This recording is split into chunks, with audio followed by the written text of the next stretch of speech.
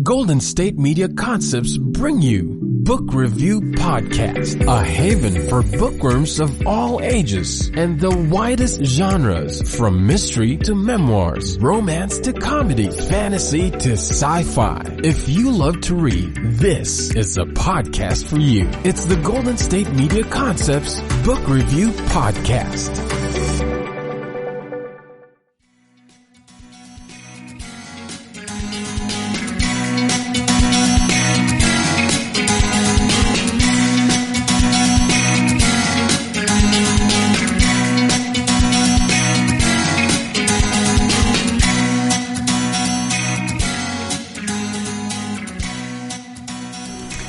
Hello and welcome to the GSMC Book Review Podcast, brought to you by the GSMC Podcast Network. I can't believe we're in the last few days of 2023. It is crazy how fast this year has gone. If you celebrate Christmas, I hope you had a wonderful holiday. We did. We had a great weekend on Friday. We have a friend whose birthday is on Christmas Eve, but his wife threw him a surprise party on Friday the 22nd, so we went to that and got to see them. We haven't seen them in forever, and we got to see some other friends who we also haven't seen in forever. And that was really a great way to spend our Friday night. We had some yummy tapas, and then here Christmas Eve is more celebrated than Christmas Day, so we got to do a traditional Portuguese Christmas Eve with a family, with some friends of ours. One of our good friends invited us to his uncle's family's place for Christmas Eve dinner. There were 22 of us in this tiny little space with a big long table, and it was wonderful. So they have a big meal, and they sit around and they eat and talk and laugh and have fun, and then at midnight, everyone opens presents. And my husband wasn't feeling well, so we didn't stay until midnight, but it was so much fun and so wonderful to be with family on Christmas Eve, even if it wasn't our families specifically, but they're so nice and they were all so welcoming. And I spoke my very bad Portuguese to the best of my ability, and they were all very kind about including us and speaking English. Our friend's girlfriend was also there. She was meeting the family for the first time. She is from Poland, so they spoke English with her as well, and so it's always nice when we are included in that way. But then it was really fun for me to just sit and listen to the family speaking Portuguese to each other as I tried to, pick out as many words as I could and figure out context and all of that stuff. So that was fun. And then Christmas Day was just me and the hubby. We stayed home with the pups and watched movies and had a quiet, relaxing day. We talked to our families. I got to video call my family. Everyone was there but me and my husband, and then my oldest niece and her husband. So it's always bittersweet when I get to see them and see them all at my mom's house doing their Christmas thing. It's wonderful, and at the same time, I really wish I could teleport so that I could have been there as well, but hopefully next year. And my oldest niece and her husband were with his family. They are actually expecting their first baby in February. I'm going to be a great auntie. I'm very excited about that. So they were not traveling, but so everyone but the two of us. Her name is actually also Sarah, just spelled differently.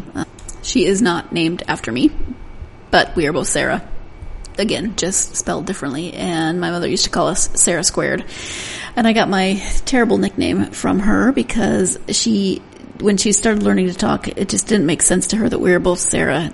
She didn't like it, and so my mom started calling me Auntie Sari to kind of differentiate. She was okay with Sari as opposed to Sarah, but she couldn't say it, so it always kept coming out scary.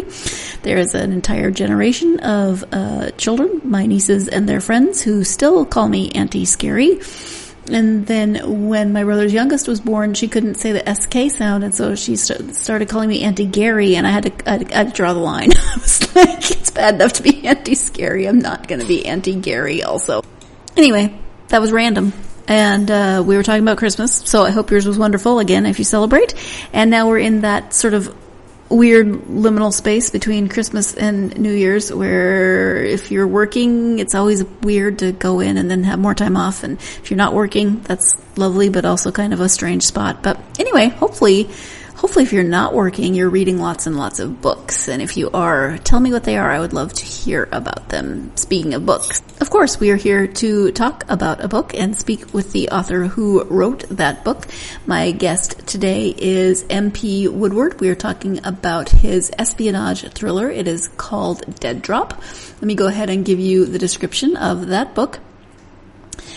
Nuclear negotiations between the United States and Iran have reached a crisis point. The new American administration is determined to move ahead, but there are several stumbling blocks, not the least of which is Lieutenant Colonel Kasem Khalidi, the former Iranian Quds Force intelligence officer the CIA has hidden away in one of its safe houses.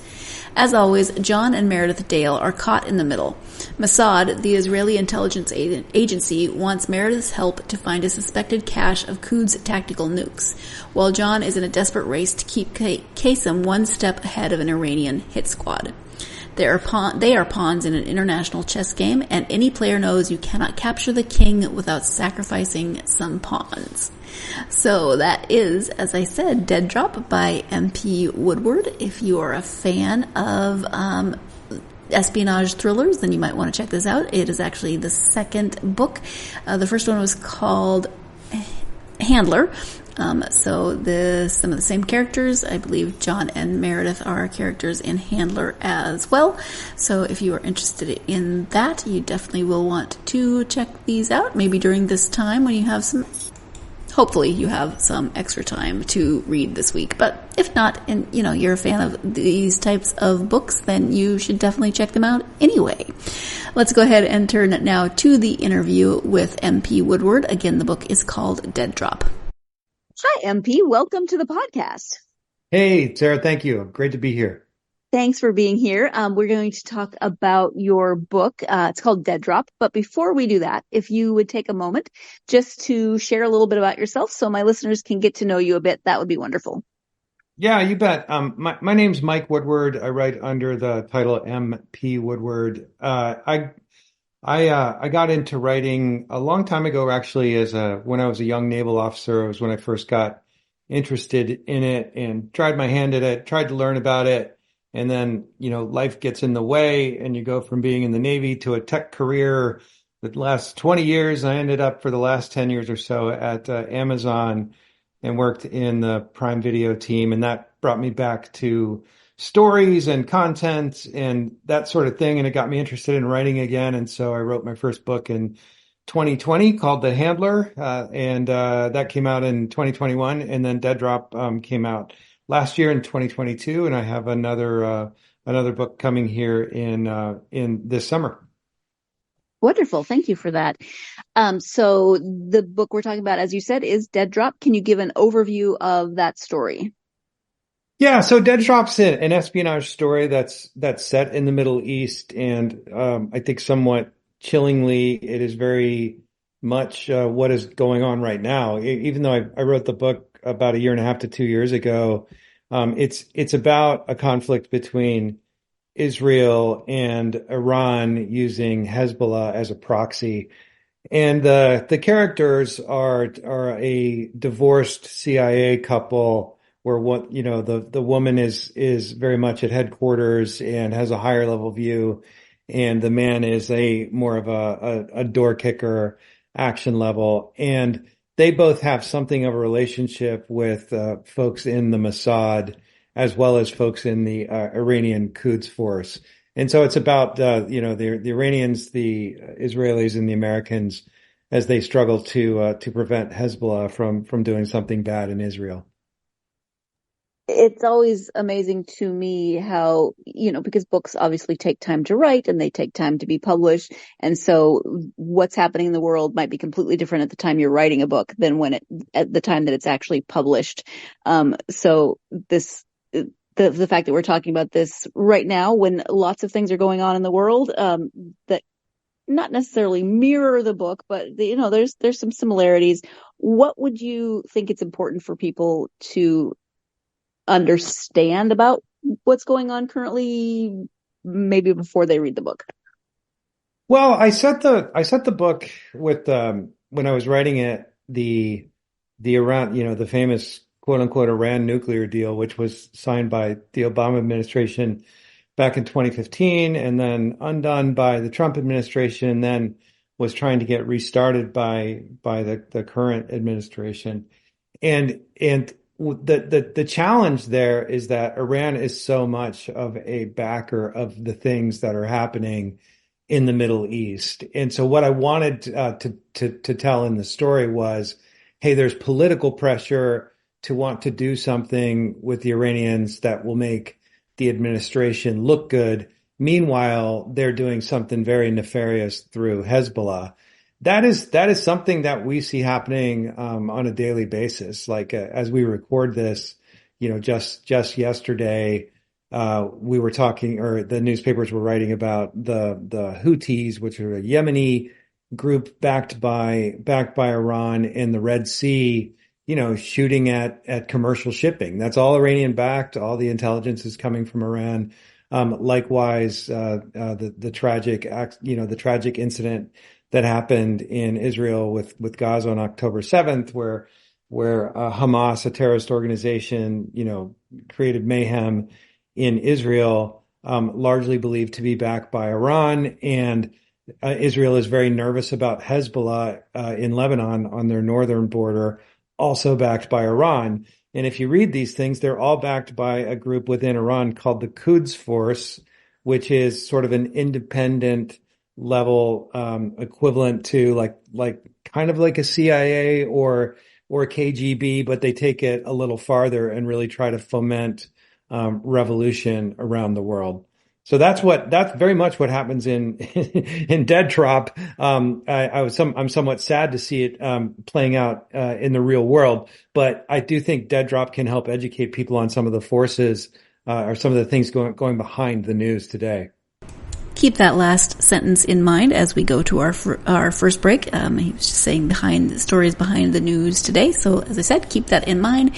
But let's go ahead and take our first break of this episode. When we come back, we'll be talking more about the news and how current events relate to this book, as well as inspiration behind this particular story. Stay tuned. You're listening to the GSMC Book Review Podcast, and I'll be right back.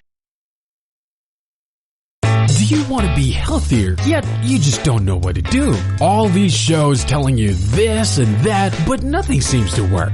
Well, listen close. Golden State Media Concepts has got something great for you. The Health and Wellness Podcast dedicated to workout trends, healthy eating habits, diet, and everything about healthy living. Join us in our banters as we help you not just live life to the fullest, but live it to the healthiest.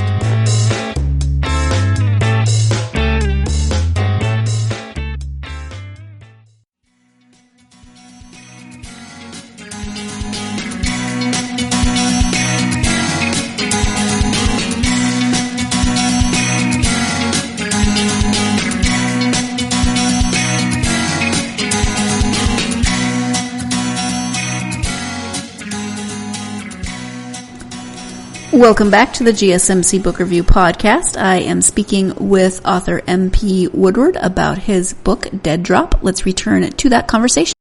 Yeah, because, we get our news in sound bites often, and so sometimes it's hard to sort through all of that and to know really the complexities and the layers of what's going on in the world.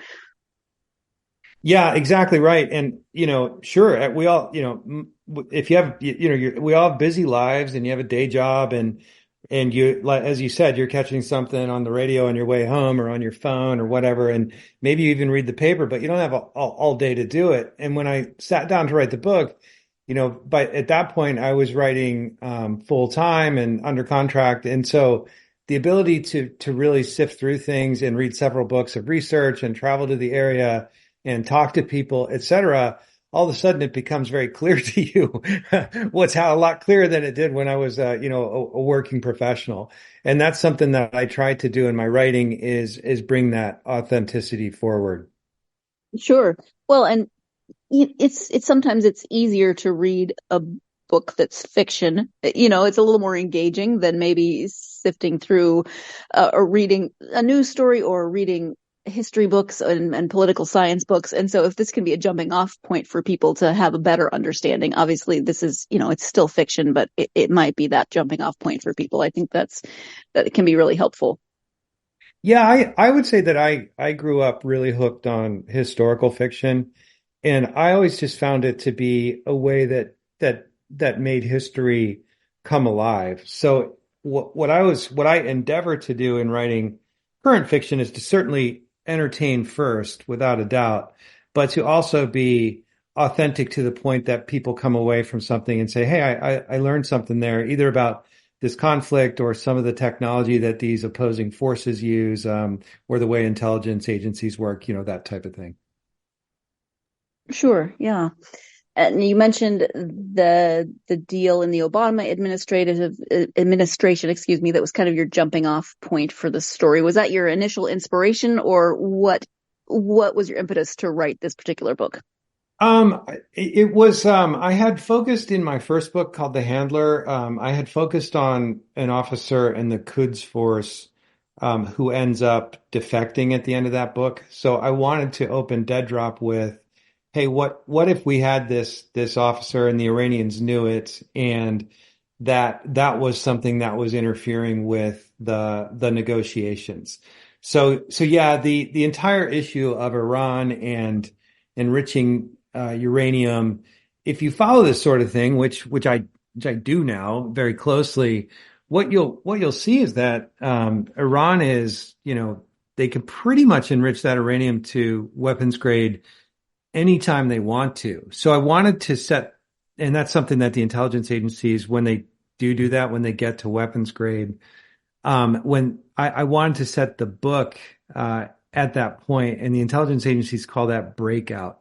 So I wanted to sort of tell the story of what will it look like once the Iranians are quote unquote post breakout, and all the other things that happen in the background, you know, that are not very friendly, like are going on right now with Israel, but then also the political side of things of, you know, how would we all react to that if all of a sudden Iran had nuclear weapons?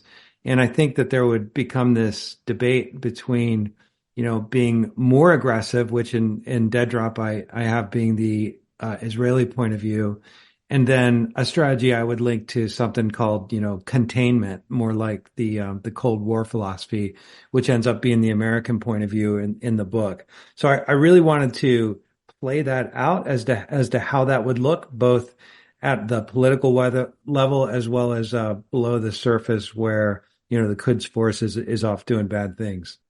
Yeah, and you mentioned the couple, Meredith and John. Can you talk a little bit more about them, and what about them as characters might resonate with readers? Yeah, sure. So Meredith is a working woman, single mom, because the couple got divorced, you know, 5-6 years ago. She's sort of mid-career at the CIA, high enough that she has the occasional meeting with the deputy director, but not so high that she's calling the shots. And she chafes at the bureaucracy. She's somebody who likes the action, but she's also ambitious. And she has even though they're divorced, she has something of a symbiotic relationship with her ex-husband, John, who is more of an operator and had been in the special activities division and left the CIA years ago, and really just kind of wants to be left alone.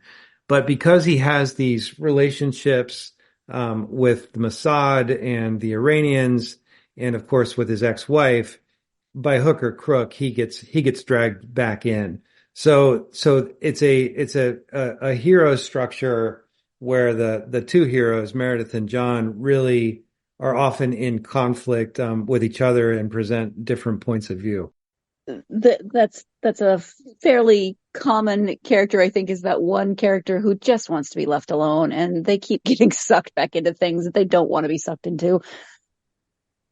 Yeah, it is something of a literary trope, but I think it's a good device, because what I think what we want is we want reluctant heroes, right? We don't want someone who's bloodthirsty and all they think about is going and do this. It's somebody who has to make a choice and say, oh, do I leave the life I've created for myself because people need me to do this thing and I'm the only one that can get it done? And, I think if you look at most literary heroes, they all kind of start that way. Right. And it gives the reader the opportunity to get into not only the mindset of the hero, but also into some of the details of the story. If the hero is just gung ho from the very beginning, you don't get as much background or explanation about the situation. So I think it does serve that purpose. Yeah, and I think there's this concept you hear screenwriters talk about rootability, and I think by showing more of the character in sort of daily life, and doing regular things and having the same worries that we all do, before getting into some kind of exotic action that we don't all do, that it really helps humanize a character, add depth to them, and make you hope that they can kind of get through this so they can get back to the thing that's really in their heart. And that's very much the case with John. Mm-hmm. You've touched on this briefly, but there had to have been a lot of research that went into the writing of this story. What were some of the highlights of that research for you? Oh gosh. Well, certainly. So I was an intelligence officer by trade, so I had something of a background on this. But then to make it more current and to match the story, I traveled throughout the region. I also talked to some Israelis who are ex Mossad, and read just several books on it. And I think as Americans, as we talked about earlier, with most of us pick up the news in sound bites. I think particularly the Israeli, Arab Palestinian conflict, it's almost become so much noise over the last, decades, that I think a lot of us sort of tune it out. And so as I got into the research, there were all these things like, oh yeah, I remember that. Oh yeah, I remember when that was in the news. And it all kind of started plugging together and giving me a much better appreciation and a broader mosaic as to how things have unfolded and are unfolding in the region. So yeah, this book took quite a bit of research and going deeper into what's been happening there. Do you find it challenging ever to take all of the information that you learned through your research and then kind of boil that down to the salient points that you need to include for the story? Yeah, I do, and I think that's something I'm working on and trying to get better at as I mature as a fiction writer. There's so much that you could easily lose a reader in the details, and that's simply not necessary to drive a story forward. You just need to provide just enough context, etc., and make that approachable and have it make sense. So yeah, I do think that's a challenge. I would say that the thing that I found in research, and my subsequent books, I found this too. It's funny when you start to research a particular thing, you start to encounter, you've hit pretty much all there is on it, or most of what's available popularly, when you start to see that, hey, I'm reading this book and they're referencing this other book that I already read, and that book's referencing this other book that I already read, and they're all sort of like talking about the same thing. And I found that happened quite often in researching this. It makes sense, yeah, but it's also kind of probably a good indication that you can move forward. Yeah, exactly. Like, okay, I think we've hit pay dirt here. Yeah, exactly. You've also touched a little bit on this about your own life experiences, but how have those experiences, both as an intelligence officer and maybe even working for Amazon, how do they influence or inform your writing? Oh, just so much. I mean, I think when I was young, in my 20s, and I really admired good fiction writers, particularly historical fiction, and you try to do it, and you realize you don't have eventually you realize you don't have the life experience maybe to do things to really have characters react to things in the way that you've learned over the years. And so there's a couple ways I'd say that my life experience informs this. One is I wanted people within the intelligence agencies that are portrayed in the book to feel real, and for those intelligence agencies to feel real. So it's not like, the Marvel Cinematic Universe where this guy's just got superpowers and can do everything. I wanted there to be real limitations and to show the sort of the bureaucracies at work within those intelligence agencies. So that was a big part. But I would say that my experience in corporate America and in particular Amazon taught me the importance of storytelling in terms of what to include and what not to include. And in particular, when I got to Amazon, I was close to creators in the Prime Video side of things, and close to consumers of the videos that we were producing. And it showed me like, okay, if you start to think about this more as a product and think about it having a beginning and a middle and an end and being truly, consumed by someone, you sort of start to develop a mental framework for what works and what doesn't. And I started to develop that at Amazon, and that definitely informed my writing. Yeah, thank you for that. I appreciate it. Let's go ahead and take our second break of this episode. When we come back, Mike will be talking about characters and character development. Stay tuned. You're listening to the GSMC Book Review Podcast, and I will be right back. Tired of searching the vast jungle of podcasts? Now listen close and hear this out. There's a podcast network that covers just about everything that you've been searching. Hey! The Golden State Media Concepts Podcast Network is here. Nothing less than a podcast bliss with endless hours of podcast coverage. From news, sports, music, fashion, cooking, entertainment, fantasy, football, and so much more. So stop lurking around and go straight out to the Golden State Media Concepts Podcast Network. Guaranteed to fill that podcast itch. Whatever it may be. Visit us at www.gsmcpodcast.com. Follow us on Facebook and Twitter, and download us on iTunes, SoundCloud, and Google Play.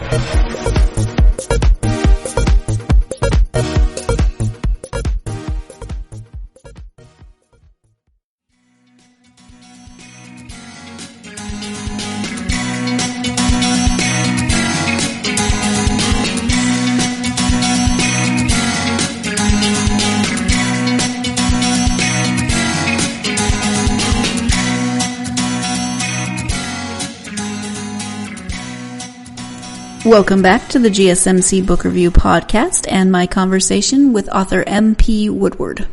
Let's talk a little bit about characters and character development. When you sit down to write and you kind of have that, maybe an outline of the story. I don't know if you're a plotter or a pantser, but you know kind of where you want to go with the story and some of the characters. Do you sit down and really flesh out those characters before you start writing, or do you prefer to kind of let that happen naturally through the process of writing? Well, I probably about half, half I have an idea of who they are and what their thoughts are, et cetera. And then as I start to write, it becomes a lot clearer. But I am very much a plotter. I think planning a book beforehand is super important, and knowing what the character arc is, or what the arc is for each of those characters. And that's something that I do very intentionally, is that even if, there's 2 or 3 or 4 on the heroic side and, 3 or 4 on the antagonistic side, I try to give each of those characters an arc to where they're different at the end of the book than they were at the beginning. And that certainly helps form characterization. But then I also found that once your characters are super crisp in your head, and you're halfway through the book, things become a lot easier when you put them in conflict with each other, because they sort of react the way that you that you know they're going to react. You don't have to invent it. It's almost like you're just watching it happen and channeling it. Yeah, and then sometimes they react in ways you don't quite expect, or at least other authors have said sometimes characters just go off the rails a little bit. Yeah, and I think that's what makes it less predictable, because not every, even though somebody's too highly characterized and you can say this is their psychological point of view and this is the way they typically do stuff. I think one of the joys of reading and fiction is that, hey, every now and then, they kind of lose it or whatever. And so playing with those things only makes them, I think, a little more complex and a little more human. Sure. Yeah. Makes sense. What is it about this particular genre that draws you to writing within it? I quite like the stakes, I guess, of international affairs, and the thing that I wanted to play with is to try to say, yeah, we've all heard of this big conflict around the world, or maybe we haven't heard much, but we can understand it and why that would be important. But then to characterize it and to make it something where there are people behind the scenes. So I like the idea of creating characters and stories that are, the movement below the headline. And I think that gives it sort of two levels. I didn't really want to try to write about, oh, this is here's the president and he's talking to the other president and that kind of thing. I wanted it to be the people down that you would never meet and never hear of, who are way down the food chain, but they're still being affected by those big movements. And in some respects, the things that they're doing are affecting the big movements as well. Right. Because every person is a piece of that puzzle. And so you of course you need the major players who are affecting that change, but somebody has to carry out that change, right? Yeah, absolutely. And then that becomes a lot more, I think, entertaining, because you're seeing like, oh wow, here's this person who's got to do these things. The stakes are huge, et cetera, et cetera. And yet they're still human, right? They're still gonna have a bad temper or miss a detail and screw something up. They're still flawed. And so I like that idea of humans that are really pushing things forward, that have big stakes, instead of the way it's presented to us in the news, that everything's, around talks between secretaries of state and, senior people. Yeah, absolutely. I think it humanizes it a little bit more. For sure. Yeah. At the beginning, you said that you have another book coming out this summer that is Shadow State, which is a Jack Ryan Jr. novel. Can you talk a little bit about that and what readers can expect? Yeah, sure. So Shadow State, as you said, there's within the Tom Clancy series with Penguin Random House. There are two main lines, one, the Jack Ryan Sr. series, and then the Jack Ryan Jr. series. And so Shadow State has Jack Ryan working as he does as a young professional within something called Henley Associates. And the Henley Associates is really a hybrid organization that does both financial stuff as well as executes things by order of the president. So he is in Southeast Asia, and he ends up being caught between a conflict between China and the U.S. And the book is set in Vietnam. And I wanted to contrast what many of us know about Vietnam from, a lot of books and movies and everything else around the Vietnam War. And then put a conflict happening there today, really between China and the U.S. with Vietnam in between, and the stakes being completely different and geopolitics being completely different. But all the fun, jungles and rivers and riverboat scenes and things of that nature. Right. You have to have all of the action and everything that people expect. You're actually the second author I've talked to in the last few months who has written in this Tom Clancy universe, and my dad loved Tom Clancy. He used to read Tom Clancy all the time. My brother does as well. And so I have this little bit of fangirl geekiness going on in my heart when I talk to you because I think of my dad. So how is it for you as an author to write in this universe in this universe that was created by an author that is very beloved by a lot of readers? Yeah, well, first off, it's a giant honor, and second off, it was really fun. So I have several thoughts on this. First off, I too was a big fan. Remember Hunt for Red October when I was a young Navy midshipman, and then Red Storm Rising, and then all the rest of them, and to come in and pick it up. There's, a couple things. One is you realize you have a major responsibility to be true to the characters and the universe that's been created. And that can feel a little bit intimidating, but as I started doing it, I realized it's actually really fun. And in some ways it's less challenging than creating your own, right? Like, you sort of know who these guys are, you know how they function, you know who you can bring in, et cetera. So that part I liked a lot and got into relatively quickly. There are some nuances, I think, when the characters interact where, my editor be like, well, that they don't really talk to each other that way, those kinds of things. And then hitting on, one of the hallmarks of a good Clancy book is always involving a bit of the techno part and making that accessible and readable and not boring and keeping the action going. Those were all things I had already been working on with my own series. So that fit in pretty well. So anyway, I have quite enjoyed it. I'm into a second one now that is set in Central America and getting ready to travel down there in January. And it's been a lot of fun. I really love it. Wonderful.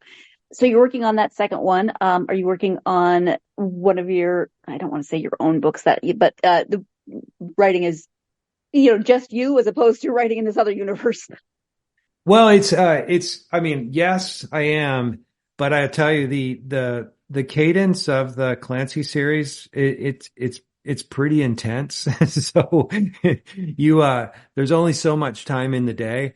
And so I am, about halfway done, with another, but I end up putting it on pause because of the due dates on these Clancy books. Sure. Makes sense. Any other writings that you would like to highlight during our time together? No, I try to, one thing that I do is, I maintain a blog at mpwoodward.com where one of the things that I quite enjoy is as I'm doing research for these books, you all of a sudden realize like, hey man, there's something here that people should know about. And I try to tilt my blogs because of my background in, global business and international business. I try to tilt it to, hey, here's something that you as a business person might need to know about, geopolitically and try to show the intersection between those things, because I spent a lot of my Amazon career, traveling internationally, et cetera, and didn't necessarily think about it a lot. But I think those worlds are becoming more and more intertwined, as we move from the unfettered globalism of the 90s and 2000s to something that looks a little bit more like great power competition today. I like that because that means you can take that research and utilize it even more so than just as background for a book. You can put it out in a different way. Yes, exactly. And I also find that for myself, when I'm writing something that is nonfiction as a blog post, it forces you to, it's kind of like, when you're in school, right? And when you have to write a paper, well, you better understand it. Otherwise you won't be able to explain it. So it forces me into that added dimension to really understand something. And then that makes the fiction better. Absolutely. Yeah. And now time for our final break of this episode. When we come back, we'll talk about Mike's advice for aspiring authors. Stay tuned. You're listening to the GSMC Book Review Podcast, and I'll be right back. Golden State Media Concepts Social Media Podcast. Time to hashtag everything. We talk about all the fun, crazy stories on social media. From Instagram to Facebook, Twitter to Tumblr, or probably even Friendster. Join us each week as we explore the quirky side of social media. It's the Golden State Media Concepts Social Media Podcast. It's simple, such a sad song. The one that we rely on to get us.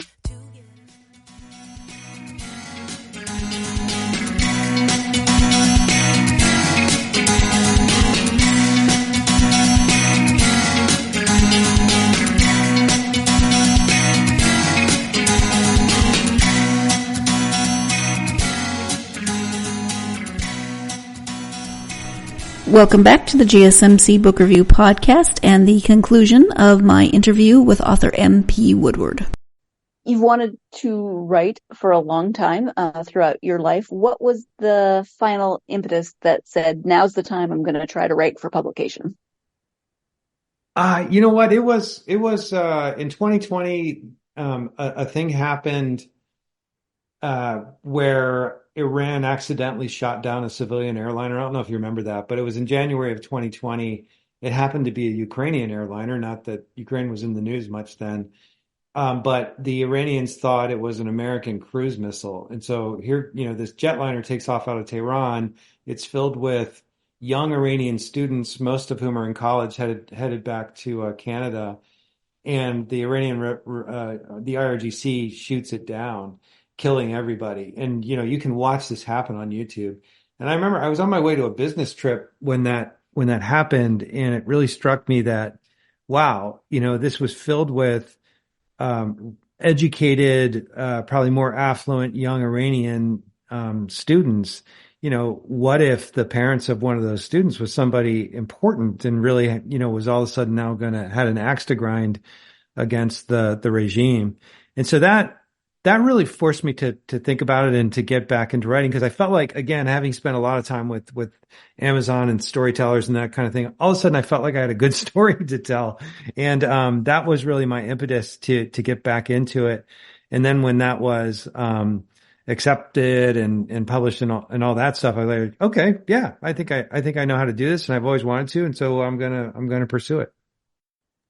Wonderful. From that experience, what advice would you give for somebody who's thinking, yeah, you know what? I've always kind of wanted to write. I'm going to try it. A couple of things. I guess the main thing would be to, when you're writing something, it can always sound good to you, even though it's not good.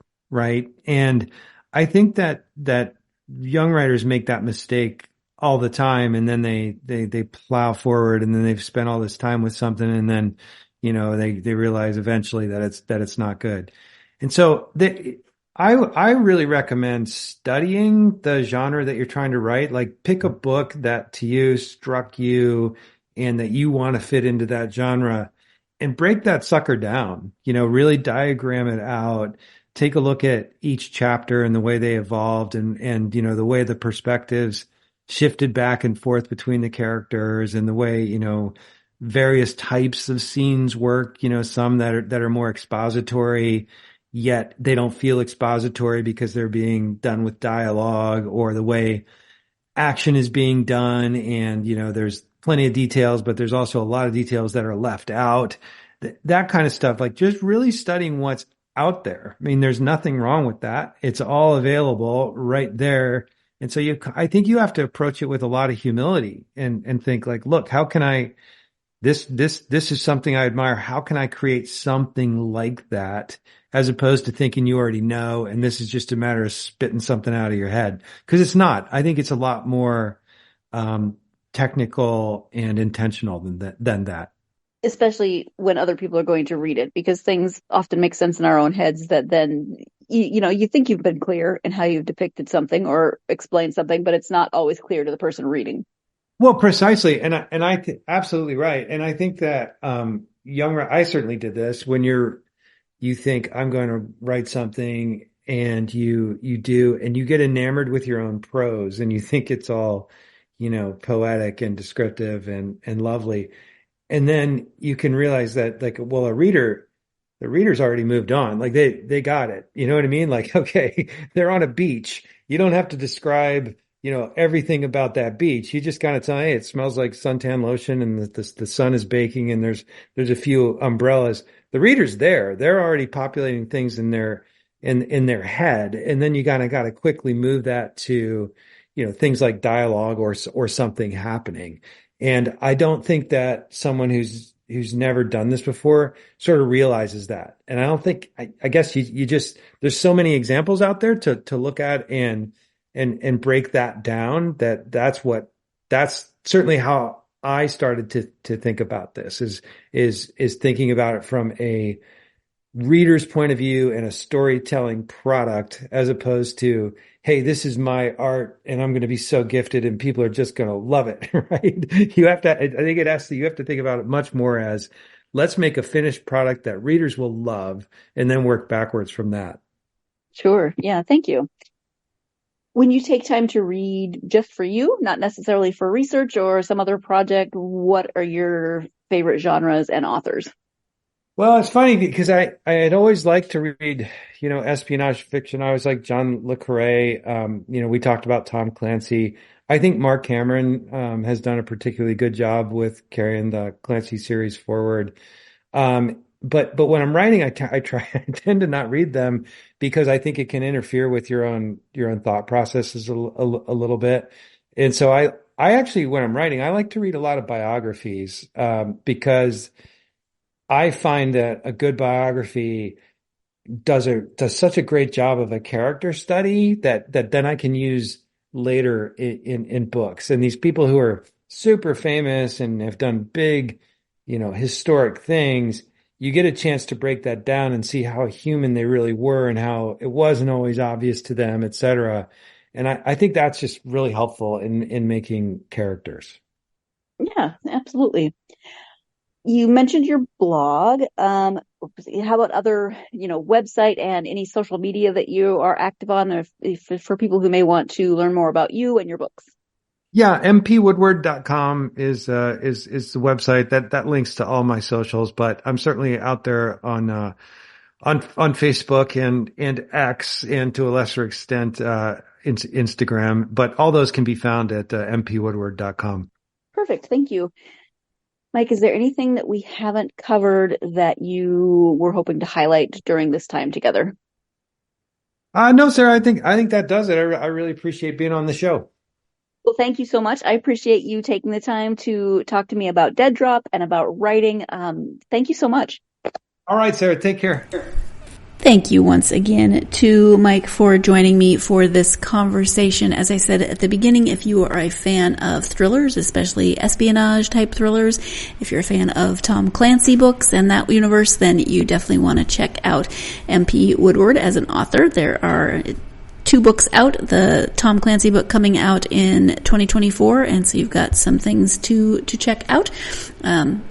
I definitely like Dead Drop in that it has the male and female character dynamic of this couple who are no longer together. They're divorced, but, you've got all those dynamics playing in there. So you've got a strong female character, you've got a strong male character. They are working together, but still, working through their issues as well. So there is that element of the story. And then, of course, all the layers and complexities of espionage thrillers, and especially with everything that is going on in the world today, might be an interesting way to learn some more, if this is an area of the world and geopolitics that you're interested in, fiction can sometimes be a great entree into learning more about those types of situations.